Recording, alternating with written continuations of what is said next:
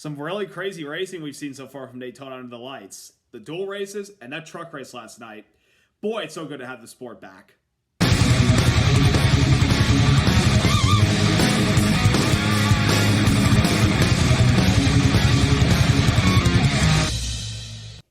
Hey there, race fans. It's Race Day Top 5 with me, Frank 5.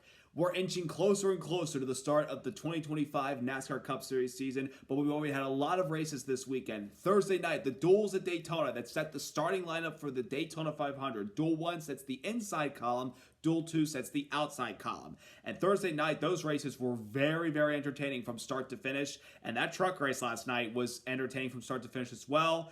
And it got even more entertaining with post-race inspection. Let's get into all that went down Thursday night and Friday night. Number 1, Bubba to victory lane at Daytona. Bubba Wallace captured Duel 1 at Daytona, holding off charges from everybody behind him, coming to the checkered flag to take his first ever dual win at the World Center of Racing, beating out William Byron, Ty Dillon, Ross Chastain, and Tyler Reddick for the victory. Bubba has shown over the last couple of years he is a really, really good super speedway racer. He's been close a few times to winning the Daytona 500. His first attempt in 2018 driving for Richard Petty Motorsports at the time in the 43 car, and then 3 seasons ago with 2311 Racing, where he finished runner-up to Austin Cindric. Came oh so close to the start-finish line, but just was a little too far back to get the victory. But Bubba has shown again over the years, he knows how to draft at Daytona and Talladega. His first career win came at a super speedway, Talladega, albeit it was rain-shortened, but he knows how to draft at these super speedways. He doesn't make any mistakes. He runs like a veteran out there, and he's always in contention at the end. He hasn't been able to punch his way through to victory lane at Daytona yet,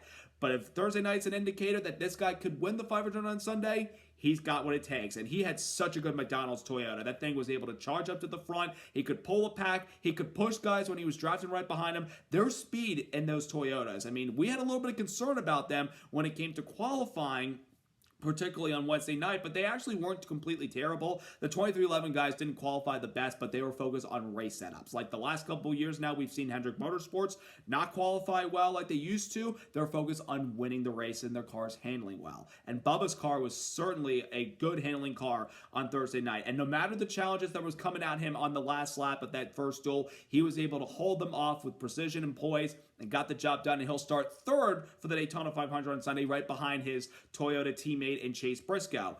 Watch out for Bubba Wallace on Sunday, folks. This could be the year he finally wins the Great American Race.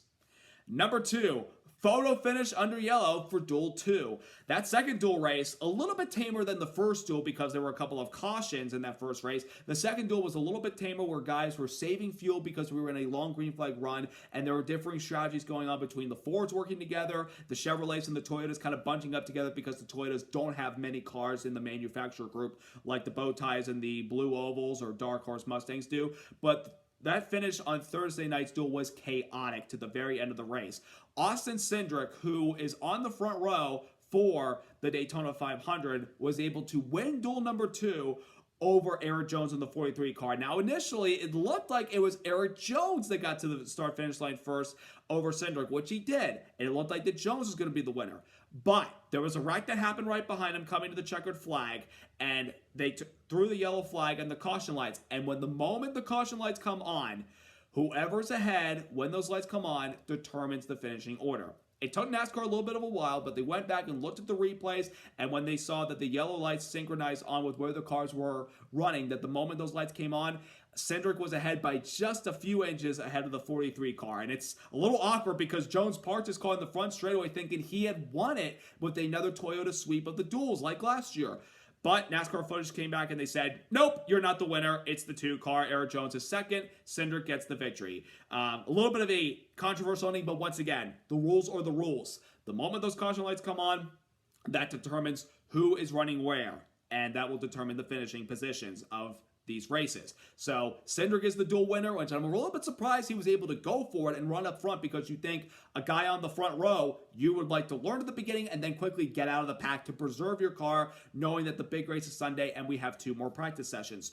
But his crew chief, Brian Wilson, apparently let Cindric go for the win and compete up at the front. And Cindric had a really, really good race car on Thursday night. That driver, he knows how to run at Daytona. Of course, his first ever Cup win came in the 500 3 years ago, beating out Bubba. So ironic how those two drivers in that finish in 2022 won their duel races on Thursday night. But Cindric was able to win that duel, and a nice gift for Brian Wilson because it was his birthday on Thursday. So happy belated birthday to Brian, and a great job by Austin Cindric. But a little bit gutted for Eric Jones because that 43 car was a really good race car. The Legacy Motor Club cars looked to be really, really strong. I mean, I saw midway through that duel, Jones was able to work the third lane and work his way to the front with his teammate Jimmy Johnson pushing him because some of those guys were fuel saving, and Jones and Johnson were like, nope, let's just go to the front and just run up there and get in our track position. And they were able to keep it up there for most of the race until Jimmy had some fuel problems. But Jones, he put up a good performance, and watch out for him on Sunday. He could be a dark horse, and he's no stranger to victory lane at Daytona. His first career Cup win came here in 2018 in the summer race. So a very, very entertaining finish. Controversial, but at the end, it's Austin Cindric as the winner of the duel. Number 3, racing your way into the Daytona 500. There's no greater feeling than to make the Daytona 500 by racing your way in. It's stressful, but when you do get in, the relief and the joy that you feel to be in the Great American Race is just that special. And on Thursday night, it was Justin Allgaier and Corey LaJoie racing their way into the Daytona 500. Allgaier, driving for Junior Motorsports in their first attempt in the NASCAR Cup Series, put together a solid time on Wednesday night's qualifying session, third in line, and put him in position to possibly either race his way in if he did it by choice, or hope that one of those speed cars, Martin Truex Jr. or Jimmy Johnson, race their way in through their duels on Thursday to allow Allgaier to get out on his qualifying speed. But Allgaier at the beginning of the race was just kind of hanging out back. He dodged a couple of wrecks that affected some of the competition he had to beat to make the Great American Race. At the end of the race, though, coming to the white flag, it looked like it wasn't going to be Justin Allgaier racing his way in and would probably have to wait for Jimmy Johnson. But then he got in that third lane that started to get things going in the final few laps. And on the white flag, he was able to advance further ahead of his competition in J.J. Yeley to race his way into the Daytona 500. And Allgaier got the job done, finishing in 9th place. A really impressive performance there at the very end. And that gives Allgaier and Junior Motorsports a starting spot in the Daytona 500. And Dale Earnhardt Jr., he was a little bit nervous entering this race. He admitted that he was not looking forward to it and knowing what was ahead of him to try to make the Great American Race. But he got the job done with his driver behind the wheel. The defending Xfinity champion is going to make his third Daytona 500 start. He has 2 appearances before in 2014 and 2015 driving the 51 car, but now he's got perhaps the best opportunity he's ever had in the 500 driving for Junior Motorsports. And watch out, they could be the dark horse to keep an eye out for on Sunday. So big congrats to Allgaier, Dale Jr., Kelly Earnhardt Miller, and all of Junior Motorsports. First Daytona 500 appearance, guys. Job well done. And in duel number 2, it was Corey LaJoie racing his way in for Rick Ware Racing. LaJoie, of course, many of you all know, last year started the season driving for Spire Motorsports, but by the end of the season, there was a driver swap between him and Justin Haley with Spire and Rick Ware Racing, where Haley went over to the 7 car and LaJoie went to Rick Ware. And we thought, if LaJoie has some good runs in that car at the end of the year, he could maybe be the full-time driver for that team. But that is not the case this year. Instead, it's Rick Ware's son, Cody Ware, back full-time in the Cup Series. And Corey LaJoie is only on a part-time effort this year for Rick Ware Racing, while he's also doing his podcast, Stacking Pennies, and also doing pre-race broadcast this year for Amazon Prime Video when the NASCAR Cup Series gets their first of 5 races this year with the program. So LaJoie, in a part-time effort, had to race his way into the Daytona 500 on Thursday night. He could race his way in or hope that Jimmy Johnson would advance so it allowed LaJoie to get in. For a while, at the end of the race, it looked like it was going to be LaJoie missing out on the race, but when they had those green flag pit stops, he blended in nicely with the Fords, and then as they were trying to bunch back up with the pack, a wreck happened behind him on the backstretch and put LaJoie ahead of his competition in Anthony Alfredo and BJ McLeod to get himself up further in the grid and be in the top 10 with a great opportunity to make the race. And he was able to get the job done as he was able to finish in the top 10 at the conclusion of that duel, and thus LaJoie has raced his way into the Daytona 500. This is not the first time LaJoie had to do it before. He did it 8 years ago in 2017 for BK Racing. He did a little bit controversially, though, because he got in the back of Reed Sorensen, who was trying to beat to make the 500. He got into him out of the trial. Sorensen wrecked and LaJoie made the race, and Sorensen wasn't very pleased. But hey, what are you going to do? LaJoie admitted post-race, I wrecked my mom or grandma to make the 500. This time, LaJoie did it cleanly, and he's in the Great American Race. So, job well done by him and that Rick Ware group. And they brought a really good hot rod. So, they could be another dark horse to watch out for Sunday. So, a big congrats once again to Allgaier and LaJoie. They have made the Great American Race. Number 4, from joy to heartbreak. Unfortunately, not everybody can make the Daytona 500 field, and this year we had 45 cars entered. They could only get 40 spots. Now, of course, Justin Allgaier and LaJoie raced their way in. Elio Castroneves was one of the drivers that had to get in, but if he didn't race his way in, he had an open exemption provisional at his back pocket, and he used that after he got caught up in a wreck in duel number 1. Look, Castroneves will be in the Daytona 500 as the 41st car.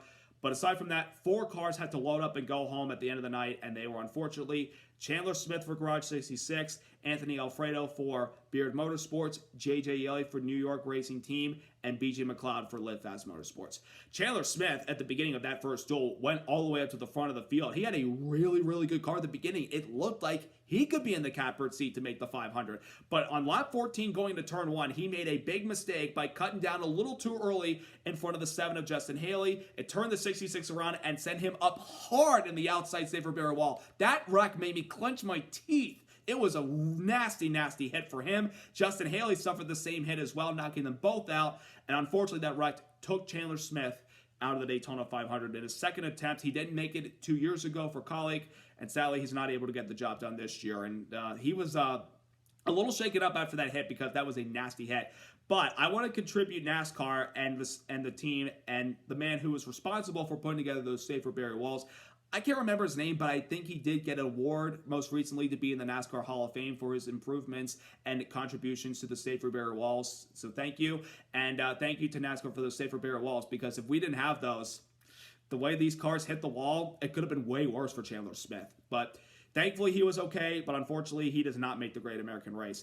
The other driver that was disappointed in Duel 1 was J.J. Yeley, who was racing hard with Justin Allgaier for that transfer spot, and it looked like J.J. Yeley was going to break through with 2 laps to go, as he was ahead of Allgaier and Truex Jr., who Allgaier needed to race in case Allgaier couldn't get that transfer spot. It looked like Yeley was going to make up for coming up short last year, but he got stuck on the bottom coming to the white flag, and just as the third lane got going and Allgaier hopped up there, JJ kept falling back, and there was nothing he could do about it, and thus did not make the Daytona 500. So definitely sucks for JJ, but they gave it a valiant effort at least, just like they did last year. Then Anthony Alfredo, who I thought was in a really good position to race his way in Thursday through the midway point of that second duel. He always knows how to run well in these super speedways. And Beard Motorsports, that has been around the sport for a couple years as a part-time team with the limited resources that they do. They were doing a great job, but they got stuck behind on those pit stops, and then that wreck happened on the backstretch and pinned him a little bit behind Corey LaJoie and couldn't do anything. He tried to make a move to the outside lane with 2 laps to go at about the white flag lap, but he got kicked back with no help, and thus that pretty much was the end of his chances. And to make matters worse, he got caught up in that wreck coming off of turn 4 to the checkered flag, and unfortunately, Alfredo will not be in the Daytona 500. And tell you what, the last couple of years, the odd number years, 2021, 2023, 2025, not good for Beard Motorsports. Those 3 years, they didn't race their way into the 500. Gregson got caught up in the wreck in 2021. Austin Hill got caught up in a wreck in 2023. And Anthony Alfredo in 2025. So hopefully next year they'll be able to bounce back, but disappointing for Alfredo. And then B.J. McLeod, who last year took that little team and nearly got in the 500 until he got beat at the very end by Kaz Grala.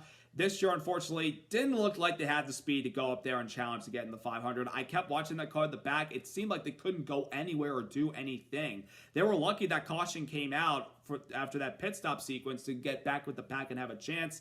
But it just was not meant to be, and he just couldn't get up there. So a tough break for McLeod, but we'll see him at the other super speedway races this year, as well as the Atlanta race, I'm pretty sure.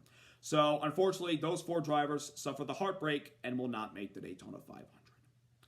And number 5, chaos and excitement in the Truck Series opener at Daytona. Last night, the Fresh from Florida 250 kicked off the 2025 NASCAR Craftsman Truck Series season, and last night was a banger, folks. Some really good competitive racing all night long. We had a couple of cautions early on the going, yes, but pretty much one truck incidents where they got loose coming off of turn 4. We saw that happen to 3 drivers last night. They lost control of their cars. 2 of them hit the inside wall really hard. One was actually able to continue after a little mini side slap with the left side. Other than that, there was some good competitive racing last night from the names. You saw Ben Rhodes up there a lot. Ty Majeski, our defending truck champion. Matt Crafton got up there at one point. Daniel Hemrick's back in the truck series, driving the 19 truck. He was running up front. And those front row motorsports trucks with Lane Riggs and now Chandler Smith being at that team, they were very, very strong last night. It looked like those were the 2 trucks that were going to be hard to handle, but they were stuck behind a few of those Toyotas on that final restart, and they were trying their best to fight their way up there, couldn't really get the job done. And then with the 2 laps to go, the third lane started to get further and further up towards the front, and pulling that third lane was Parker Kligerman in the Henderson Motorsports number 75 truck. He took the white flag, got the lead, had to play defense that entire last lap ahead of everybody else behind him. And as they were heading down the backstretch into turn 3, a wreck happened that sent Ben Rhodes and Johnny Sauter to the apron, and then everybody started wrecking in 3 and 4, and thus NASCAR had to wave the caution flag because there were still multiple trucks from behind trying to catch up to that pack, and they had to throw the yellow because they didn't want those guys to put themselves in a precarious position to possibly wreck and maybe hurt somebody that is going slow because they're wrecking. And the checker flag threw, and it was Parker Kligerman who got the win at Daytona, and a very emotional, happy guy, because Parker Kligerman, anytime he wins a race, it's always a good time at a party, and he just loves these super speedways. So a big congrats to Parker Kligerman and the 75 team. Or was it? Not quite yet.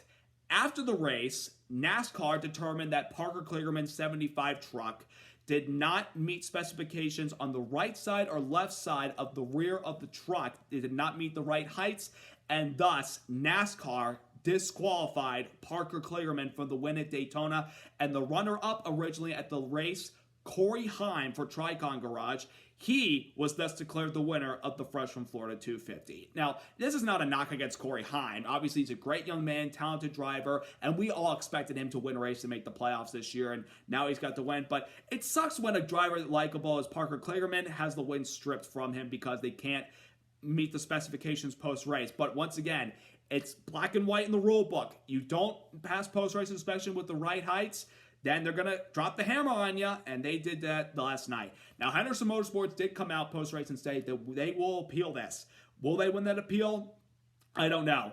Normally, when teams try to win an appeal, it doesn't go their way. So, we'll see what happens, but at the end of the night, it will to be Parker Kligerman, but post-race determined that it's not him, and instead, it's Corey Heim, the winner of the Fresh from Florida 250 at Daytona.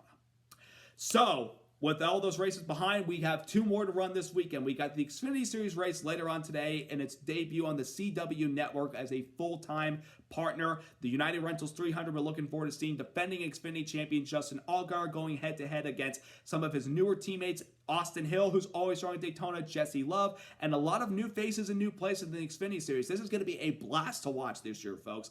And of course, tomorrow, the 67th running of the Daytona 500. And a real quick point to mention, yesterday, NASCAR has made a big adjustment to the schedule for tomorrow. We're moving up the time of the race to 1 hour ahead of its originally scheduled start. The Cup Series will move the pre-race show up to 11:30 a.m. and the Daytona 500 will start at 1:30 p.m. because there is a chance of some showers tomorrow. Now, I've looked at the hourly forecast for tomorrow. It looks like we could get some showers by maybe 2:30, 3 o'clock, but it's not going to be that long. Maybe it blows through, and then we could dry the track and get it back going probably later that night. We'll see how it goes, but I do applaud NASCAR for making a decision to try to jumpstart the race a little bit earlier than we anticipated to. Want to get as much racing in as we possibly can. Hopefully tomorrow we'll get all 500 miles in, but I hope you're all as excited as I am. I can't wait. So what do you think is going to happen in the Xfinity race today, and what do you think is going to happen in tomorrow's Daytona 500? Let me know down in the comments, and let me know what you thought of the duels in the truck race. I felt like very competitive racing, and could be a sign of what's to come for 2025 for all the series. So I hope you all have a wonderful rest of your day. Subscribe, like. Congrats once again to Bubba Wallace and Austin Cindric on their wins in the duels. Congrats to Justin Allgaier and Corey LaJoie on racing their way in. And congrats, as of now, to Corey Heim on winning the Fresh from Florida 250 at Daytona last night. Have a great day, everybody. Let's go racing!